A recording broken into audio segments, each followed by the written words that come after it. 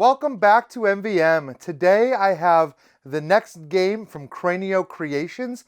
This is called Anunnaki. Now, this is a sci-fi mythology style game. It's kind of a cross between a high-tech and fantasy world here. When you think of the Anunnaki, for those who are unfamiliar with the term, this is that concept of like ancient aliens. You might have seen that show or seen that meme about the aliens that came to Earth and kind of seeded civilization. Well, you are playing as those aliens, and each faction of these aliens represents a different pantheon.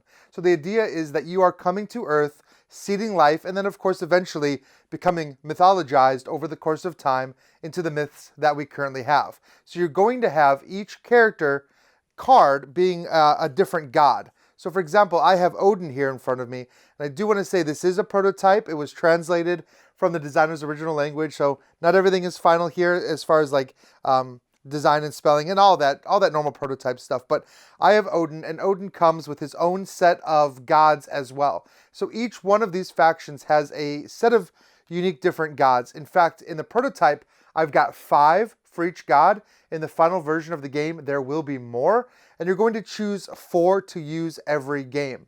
Each one of those gods is going to bring in different abilities that are going to power your strategy in different ways. So the game is going to be incredibly variable every time you play. Even if you are playing the same god, you're going to have different demi-gods, I guess I should say, that follow you every time you play the game if you choose different ones. So the game is pretty variable. Every player is going to start with a home planet board and a player board. This player board is kind of large, but it has to hold a lot of information. You're going to have your resource tracker over here that tracks the 4 different resources you can earn over the game: food, metal, gold, and wood. And these are used and spent to trigger special abilities over the course of the game. And then in the middle, you have your star chart. This is where you're going to have your actions. You see all of these square spaces here. These are going to be covered with action spots. Now, at the start of the game, whoever has the first player token is going to assign their 10 actions out randomly into these 10 different spots. And then every other player at the board is going to copy their setup. So you are going to have an asymmetric setup for every game, but every player is going to start with the same. So if there's what you might consider a broken combo or a really good set of actions that are all connected, well, everybody gets that. Everybody can take advantage of that if they wish. And then up here, you're going to hold your settlements, your gods, and all of your plastic, your units, your cubes, and things like that. This action board drives literally all of the main actions of the game that you can take. What you're doing essentially here is trying to gain resources. Your home planet only provides a certain amount of resources, and as resources are used, they're actually exhausted by putting little discs on top of them, and you'll never get those resources again. So you have to constantly expand out into the greater galaxy. That could include other players' boards because each player has a home board, or it could mean coming here to Earth. And you'll see that I've already kind of seeded these boards just to get the action going a little bit and show you what the board state will look like. You're going to be able to come out here and invade. Earth at this state is pretty much uninhabited, except for here, right in the middle, you have the fallen continent of Atlantis. So Atlantis exists, and they're going to provide a little bit of resistance. So what are you doing and why? So all of this is in service of scoring victory points. This game appears on the surface to be an Ameris-style dudes on the map game. You might expect a lot of dice rolling and things like that, but no, this is actually a 4X Euro, which is not something that we see a ton of in board games. It has all of the 4X's you'd expect: the exploration, expansion, exploitation, and extermination. All of that is here, but it's in a Euro shell, because ultimately you're not just trying to eliminate your opponent or conquer territories. You're actually trying to score points over here on this victory point board. All of the actions you're doing are in service of this board here. And there are 4 different tracks that you're going to be using for scoring here at the end of the game. And you'll notice some tiles attached to each one of these tracks. These tiles are also variable. It's always these 4, at least for the prototype that I have, but they're shuffled around. And the way that they're shuffled really will change the way that you're playing the game, because each one of these tracks is going to score. You'll see a little scoring modifier at the bottom of each one of these tracks. Like here it says ×2. At the end of the game, I'll get 2 times whatever this one wants. So for example, this bottom track here wants me to have ×2 for every 3 followers I have on the board. So that'll make more sense as I explain, but just keep in mind, you're trying to do these particular goals. And these goals are going to change. So the strategies that work out one game might not work out the next game. So these are your military track, which you're going to get from fighting. You have your technology track, which you're going to get from upgrading your actions. You have the trade agreement track here, the trade track, which you're going to go up by completing commercial pacts. And then the bottom track is the domination track. The only way to go up on that track is to take a special action. Now, every player is going to have the same kind of starting things. You have your main god card, all of your demi-god cards that you'll put out. You have your action tiles, all of your units. So you have your regular followers, you have your settlements, and then you have your demigods and your main god. Everyone is going to start with a few of these things on the board. You're also going to start with a deck of weapons cards that you can upgrade into over the course of the game by kind of building weapons that you can use in combat. You're also going to start with your own set of commercial pact tiles. Every player at the table is going to have their own set that's linked to their particular faction. So when you're playing a game, you're actually going to take the tiles of the players who are playing and mix them in with the base stack. So you're going to shuffle them all together to determine which commercial packs you're using in every particular game. And you're going to have a set of these available at the start of every game for players to be able to kind of take and complete. These are going to score you victory points as well as moving you up that track I was talking about. So let me talk about the actual actions you can do. These actions can be taken however you want, in whatever order you want. You'll notice that there's a star chart here, and there's some lines connecting some of these different actions, and that's fine. But you can always take your pawn and just go anywhere and take that action. So you're not hampered. You're not having to choose between, following these lines if you don't want to. But if you do follow those lines, if you literally pick up your pawn and move it to an adjacent space, you get to place one of your cubes out. And if you cover a crystal, you get to take one of those mana crystals and place it in your supply. These mana crystals are going to power your secondary actions. So they are very important, and there's a limited number that you can get. Now, there's something else that's going to determine how you move. Because as you're moving and placing out these cubes, you'll notice that you're eventually going to surround these little triangle pieces. This is an important concept because if you surround one of these, you can use it to power one of your gods. You place that token in their slot, and you get to summon one of your gods out onto the board. One of your followers becomes a demigod instead. That matters because it's going to give you access to that demigod's power. Some of these powers are ongoing effects that support your strategy. Some of them are instantaneous effects when the god is summoned, and some of them are in-game scoring effects, giving you just another method to score points at the end of the game. When you're selecting your 4 gods, you need to be looking at all of these decisions to try to inform what you want, because you're probably not going to get to summon all 4. But based on the way the game is going, you'll choose which one to summon based on what's most beneficial to you right then. Each one of these gods also is going to move you up on one of those different tracks, and you'll notice that gold symbol that's present on the bottom of the god. You can also summon your main god by completely surrounding this middle space here with the pentagon. Now, you might think, oh, you just want to race to do that, just go in a circle with your pawn, but you'll notice that the spaces in the middle don't give you any gems, so they don't power your bonus mana actions. And also, you might not want to just go in a circle. You might be taking actions that are not advantageous. Timing is everything in this board. But if you do manage to unlock that, that's when you can summon your large god and have them out on the board as well. Now, your faction has a power that's always active. Every mythology has a power. It's asymmetric, but then you're going to get an additional power after you summon your individual god. So those are some important concepts and some things to keep in mind. This is a puzzle to solve. You really feel the most satisfaction when you're making these smart moves that are going to help you unlock gods, help you get these crystals, and still give you some good actions on the board.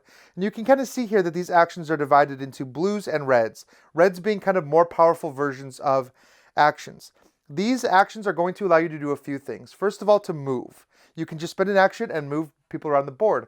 Every one is going to give you a different amount of movement, up to possibly 5 movement, and each crossing of a border is just 1 movement. So you can kind of spread out, and that's how you're going to gain more resources. Because you'll need people in other areas to harvest.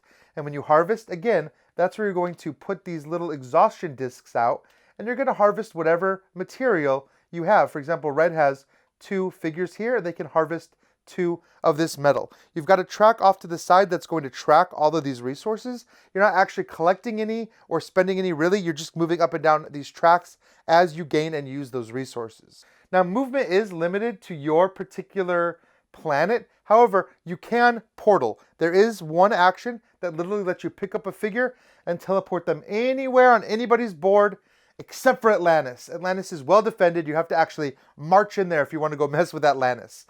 Moving around can also trigger combat. You can either enter into combat with another player, or you can enter combat with one of these ancient civilizations that remains. Each one of these is a tile. You flip it over, it's going to show you the strength value of that particular civilization, somewhere between 3 to 5. Now, Atlantis is stronger. They've got these gods protecting them, and they're adding 3 to their strength. So they're actually looking at like 6 to 8 strength. So when you go into one of these fights, you want to make sure that you're very prepared for that fight, because you don't know exactly what their strength is going to be. Now, you can also use this board to gather resources. There's some trade actions that let you trade out your resources, exchange them. There's actions that let these shrines that you might control produce resources for you. And then there's actions that interfere or interact with this board over here. The first one is this domination action. And like I said, this is different every game. For this particular game, the domination track is tied to settlements. And you'll notice that little symbol there that matches. This is going to give me 1 movement on that track for every settlement that I've built. At the beginning of the game, everybody has 1. So if I were to take that action early, I just move up 1 space on the track, which might not be the worst thing in the world, because every time you hit one of these little 2 victory point tokens, you're going to score 2 victory points in the middle of the game. But later, as I start to spread out and build more of these settlements, I might be moving up 4 spaces on this track at once if I have that many settlements built. So that's a really good way to get up the domination track. You'll notice that there's a red half and a blue half here to the track. The red half is actually going to give you negative victory points if you don't cross that line. If you manage to cross the line, you can get positive victory points up to 15. So doing that strategy can be really helpful. The other thing you're doing on this board is grabbing some of these contracts. These contracts, like I said, these commercial packs are going to require some amount of resources to spend to give you a variety of rewards. These rewards might allow you to retake other actions. They might allow you to gain resources. They're going to give you some amount of victory points, and they're going to give you some movement on that trade track here, with the goal potentially of getting all the way up to ×5 and maximizing that particular track. Now, since these change every single game, going up 1 track might not give you the same amount of rewards. For example, getting all the way up to ×5 on this track, but only having 3 followers max on the board is only going to give me 5 points. So you want to try to go up the track that's going to benefit the strategy that you're doing at that time. Now, those are kind of all of the main actions that you can do, but the real fun of the game, the real strategy, is the bonus actions. After you do one of your main actions, you can spend mana crystals to do bonus actions. 2 of these actions just let you retake red or blue actions if you want, so you could retake some of the other actions on the board. But the others are very important. The first one lets you spend metal to get weapons. Everybody starts with some defensive weapons that they can use if they're being attacked by another player. But if you wish to engage in combat, either with another player or against the game itself by attacking those ancient civilizations, you have to have combat cards. So you have to spend that mana and the metal to draw cards from this deck. Now, this deck is a variety of different styles of weapon. Whenever you make weapons, you can choose 2 to make. Some of these weapons have additional costs that you have to spend when you play them, but otherwise these just go into your hand waiting for combat. If you ever get into a combat with another player, meaning you've moved into their space or however it starts, you're going to be able to play one of these combat cards to add to the total of your army value. Each one of these figures has a strength. Your gods have 3, your demi-gods have 2, and your regular followers have 1. And then each player is going to get to play one of these cards to add to their total. There might be some special effects that trigger with some of these cards. And with some of the stretch goals they were talking about, there might even be variable special weapons for each faction, which I'm excited about. If you win, you get all the rewards of the card that you played. So in this case, I'd be able to move up 3 spaces on that combat track, which is how you're going to move up combat and get victory points. However, weapon cards, once they're played, go back into the deck and you'll have to reforge them. So it's a constant struggle of getting new weapons. So if you want to just go around fighting everybody, you can, but you're going to have to be getting a lot of metal and taking that action a lot to get those weapons. The next action lets you upgrade your tiles on the board. And I mentioned this earlier. You can spend gold to upgrade any adjacent tile to your pawn. When you upgrade, you're going to flip it over to a better version of that action. However, you should note that the red actions are stronger. They take more to level up. As you do that, as you level up and flip over those, you're going to unlock this technology track, and you're going to be able to move up that technology track a little bit more. In addition, as soon as you level one of these up, you get to use the action immediately. So upgrading is a pretty useful ability. For wood, you can build settlements. You just simply take a settlement and you place it wherever you have guys. This is going to help you expand. For example, if I portaled to another civilization world, I can't spawn units there. I have to actually build a settlement there, and now I kind of have a hub. Now I can start spawning units, which is the next thing. You can pay 2 food and bring out 3 guys there in one of those settlement spaces. So everything you're doing with these actions is all in service of moving up these tracks. Fight a lot to go up the combat track, upgrade a lot to go up that middle track, do a lot of these contracts to go up that third track, take the domination action a lot to go up that bottom one. The game is going to end in one of 2 ways. Either one player gets all the way up across this blue line to the ×5, or one player runs out of their cubes. Remember, every time you move your pawn to an adjacent space, you're putting one of these cubes down. So if you really want to get all of your demigods out early, you're going to be spending a lot of your cubes moving around the board. So you could be driving the end game forward like that, or you could just be racing up one of these tracks to end the game. So if you haven't gotten an idea yet, this game is actually not super long. You think a 4X game like this with 4 players might take 4 to 6 hours. This is a 2-hour game. If you really know the rules, you've got people that really know it, it might even be a little quicker than that, because players are going to be driving that end game forward by doing one of those 2 things. You're putting out cubes a lot because it really benefits you. Now, at the end of the game, like I said, each one of these is going to score for whatever it happens to link to. Plus, you're going to get points for just being the highest on those tracks. The bottom track, you're just going to get points for being over here in the blue section. So you're really wanting to move up those tracks as best as possible. Now, there's other ways to get resources, to get items that you might need. And one of those ways is these culture tokens. And another way is by coming in here to fight Atlantis. Whenever you surround one of these culture tokens, everybody that's surrounding it gets the benefit of it. So everyone can get resources that way. You'll see some movement on the domination track. That's helpful. You can also come in here and fight Atlantis. If you do that, if you are the one to conquer Atlantis, you get to draw one of these like ancient artifact cards. And these are going to give you game-breaking powers. So you actually get to look through them and possibly use one. Now, there are 2 sections to Atlantis. 2 different players could conquer parts of Atlantis and get access to these super artifacts. If those tiles have already been defeated and you still need to go up the combat track, then your only option is to fight other players. However, you don't have to fight. This is not necessarily an area control game. You don't get any real benefit for holding those territories turn after turn unless you have a god that gives you points maybe at the end of the game for that particular territory. So you can just kind of focus on completing contracts. You could just focus on doing whatever the domination track tells you to do. But I will say that if you're turtling up, if you're just scoring a bunch of victory points by going up one of these tracks, other players are going to come to you and they're going to try to knock you off those spots. For example, this combat track also wants you to control shrines. If you have a ton of shrines, people are going to try to take those away from you just to limit your scoring opportunities. You're adding up all those points that you've scored over the course of the game. You're adding up all the tracks. You're adding up the benefits for being in first place. And then you're looking at all of your different gods. All of those in-game scoring gods are going to give you points in a wide variety of ways. That's a way to kind of sneak in some points. If people aren't really looking to see which gods you've summoned or demigods that you've summoned, you could have potentially 2 or 3 that score you points at the end of the game. And those are some sneaky points that can carry you over to victory. So that is Anunnaki. Hopefully you have a pretty good idea of how this game plays.